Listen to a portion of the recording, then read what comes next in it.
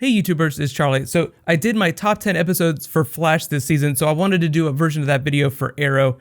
Generally, I think of Arrow Season 3 as the battle for Thea's soul, which might seem kind of weird. The Flash this season was all about solving the mystery of Barry's mother's murder and getting justice for his father.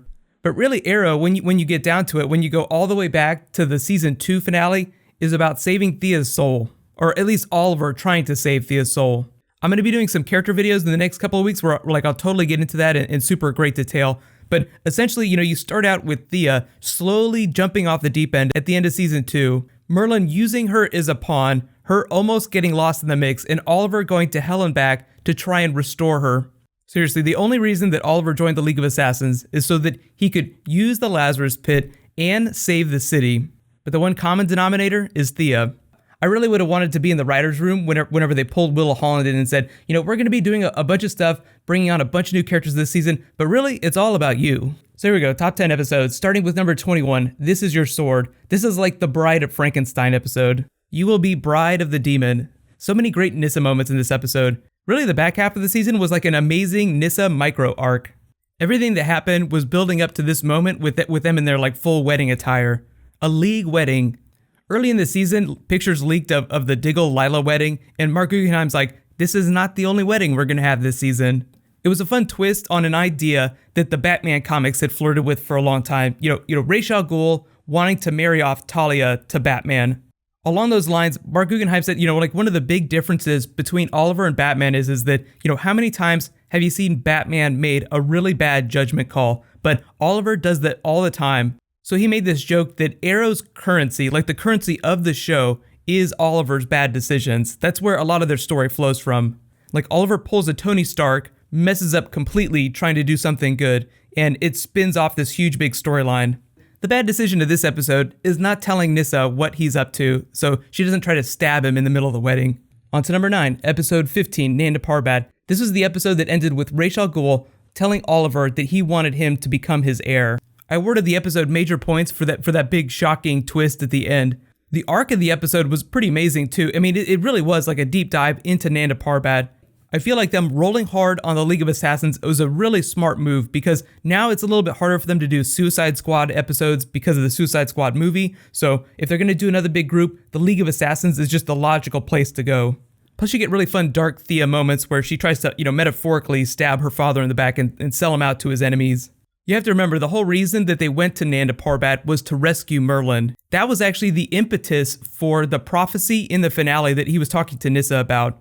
The prophecy said, the person who survives the sword of Ra's al Ghul will become Ra's al Ghul. For most of the season, that was all about Oliver surviving Ra's al Ghul. But Merlin said, tricky thing about prophecies. What he meant is that you can interpret that in a lot of ways. Him surviving the torture of Ra's al Ghul's sword. The prophecy didn't say the person who is killed by Ra's al Ghul's sword will become Ra's al Ghul. It just says the person that survives the sword of Ra's al Ghul. On to number 8, episode 12, Uprising. This is like the battle royale in the Glades. Most of the episode is all about the new Team Arrow trying to deal with crime inside the little kingdom that Brick has created inside the Glades. Are you the red streak we've been hearing about? Nope, wrong city. We are gonna miss you, Roy. This is also the episode where Merlin learns that Brick is the one who killed his wife. It's a way for the show to help us sympathize with his character a little bit more, because he was not the enemy this season. The big bad, of course, turned out to be Ra's al Ghul, like we expected. The best characters are the ones that can go back and forth between good and evil convincingly. And John Barrowman, of course, great character actor, has no problem doing that. He can be just as compelling when he's being super evil as he is when he's trying to be nice. I think it would have been a little bit more fun if Oliver hadn't have stopped Merlin from murdering Brick, just because I feel like Merlin is the kind of person who doesn't know when to stop. Fun fact about Merlin, the producers said whenever they were creating the character, originally for season 1 of the show, they thought of him as an evil Bruce Wayne. Like if you go back to that moment in Batman Begins, where Ra's al Ghul asks Bruce Wayne to kill the thief, and he can't do it, they said, in our mind, Merlin probably killed that thief. So whenever you think of John Barrowman on Arrow, think evil Bruce Wayne, even though now he's given most of his wealth to Thea. On to number 7, episode 8, Draw Back Your Bow. This is the big Cupid episode. Cupid was one of the most fun, chaotic characters that the show brought on this season, which is why they were really quick to bring her back in the back half of the season. I know there's some issues with Suicide Squad stories in the future, but that doesn't mean that they can't bring Cupid back. I feel like if Deathstroke were to save her, she would imprint on him pretty quickly too, just like she did on Deadshot. Although Deadshot, a bit more sympathetic than Slade Wilson. If you've ever seen Stephen King's Misery, this was like a good metaphor for this Cupid episode, Draw Back Your Bow. I'm your number one fan. Just so creepy and so funny at the same time. Just the look on Oliver's face when he sees the little shrine that she's built to him. On to number 6, episode 6, The Secret Origin of Felicity Smoke. This was, the big Felicity backstory episode. True story, the original name of this episode was called Oracle. Felicity is kind of like the Oracle of the Arrowverse because they don't have Barbara Gordon. Problem is, DC made them change the title because it sounds like the Oracle character, the Barbara Gordon character, is going to be used in one of these new TV shows, like maybe the Titans TV show. That's not confirmed or anything, we just know DC made them change the title, so the new title became The Secret Origin of Felicity Smoke.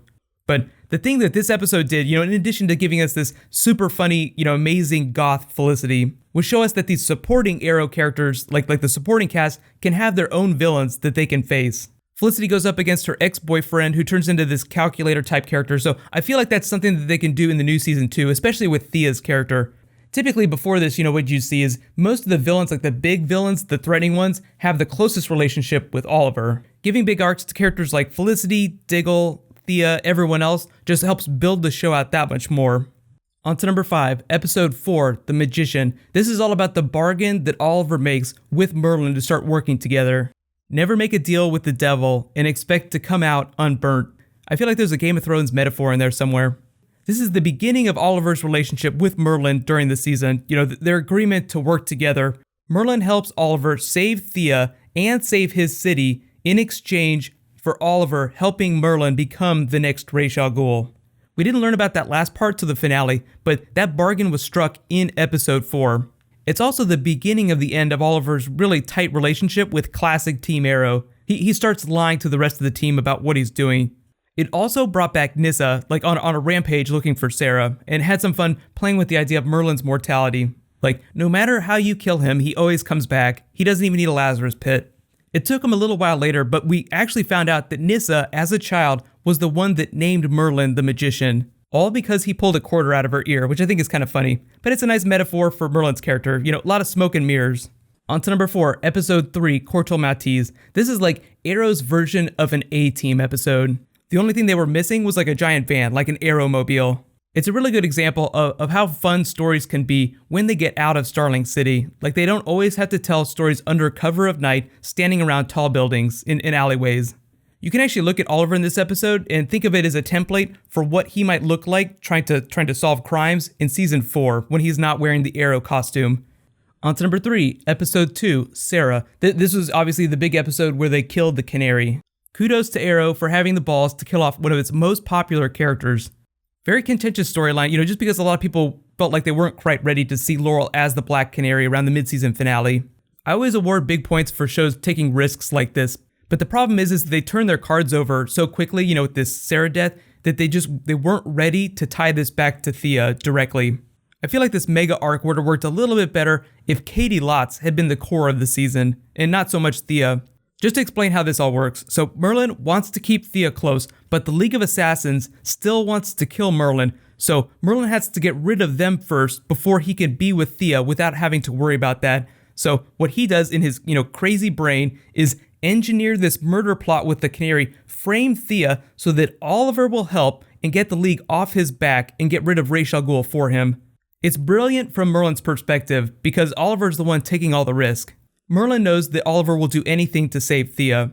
At the end of it all, Thea isn't super hot on Merlin, but I feel like he's fine with that. He knows that Thea knows that he loves her, and I think that's all he wants. Merlin is actually like the big winner of season 3. And if you were using crazy logic, he could even tell himself that he helped save Starling City, which is what he wanted to do in season 1. That was what the undertaking was all about, saving the city by destroying a small piece of it. But on to number 2, episode 9, The Climb, the mid-season finale. This was Arrow killing its main star. The reason I gave this my number 2 spot is just because they had so much fun with the way they edited the episode, and because of the big chance they took killing off their main star. They threw a lot of it away whenever they brought him back super quickly. I feel like they should have left that up in the air. Is Oliver alive? Is he dead? Is he in a dream state somewhere? I feel like they could have had some fun with some Oliver in the space between life and death moments. I guess they're just not really ready to go to that mystical place yet, so I can't fault them for that. Until you get to Lazarus Pit, you can't claim magic exists in the universe, but now that they have, they can totally do that. Arrow isn't really a show that traffics in mysticism, but I feel like they could get there eventually. You could think of the fight as like an homage to Oberyn Martell versus the Mountain on Game of Thrones Season 4, but I feel like the way that they did this, Oliver knew he was going to lose, so the fight, wasn't quite as spectacular as it could have been had Oliver been an amazing swordsman. So if you wonder why it looked like Oliver derped so much during that fight, it's just because he was terrible with the sword. He had to spend all of the second half of the season training to get better. And finally, my number 1 episode, The Brave and the Bold, big team-up episode. Arrow had done the crossover in Season 2, the big Barry Allen crossover, but this is the beginning of the big event-based comic series that Arrow and The Flash, Legends of Tomorrow are going to become. They even screened part of this in a theater, like they turned television into a big theater event, which a lot of TV shows are starting to do nowadays. The real advantage of these crossover episodes is that it allows you to do things with the characters that you wouldn't normally do. Have a little bit more fun with the Arrow characters, do something with the Flash characters that, wouldn't necessarily fit in one of their episodes. Like if you pick up Convergence or Dark Side War, like one of the big event-based comic series that are happening this summer, they're batshit crazy, and you can't do that on television normally, in each episode. It costs way too much money and becomes super outlandish, which is why they actually developed the Legends of Tomorrow spin-off series, so that they could do like a smaller, self-contained version of that. So here's my big question for you guys. What was your favorite episode of Arrow Season 3? And do you like it more when Arrow tries to be a little bit more logical, or do you like the really fun, super comic booky stuff? Stephen Amell has been teasing the Season 4 trailer that they're going to be showing off at Comic-Con. He said it's going to blow everyone's mind, so I'm really curious to see what they do with it. Just a couple things to get you guys excited. I'm going to be doing a lot more Season 4 videos in the future, but John Barrowman is coming back as a series regular, so we're going to get a lot more League of Assassins, a lot more Nyssa. We got Central City, and we have the integration with Flash and Legends of Tomorrow, those plot lines. They probably won't announce some of the new characters that they're casting for Season 4 until the end of the summer. But what I'm probably going to do next is do like a character video for Roy or for Speedy's character. If there's any preferences you guys have, just let me know in the comments. I'll probably post that next week, but now that we're into the summer, I'll start doing some more, Legends of Tomorrow, Supergirl. I know everyone's asking about the Supergirl pilot. I'll try to figure something out with that. So while you guys wait for all that stuff, in case you haven't seen it, you can click here for my top 10 episodes of The Flash, and you can click here for my Arrow Season 4 predictions. Thank you so much for watching, everybody. Let's high five. I'll see you guys tonight.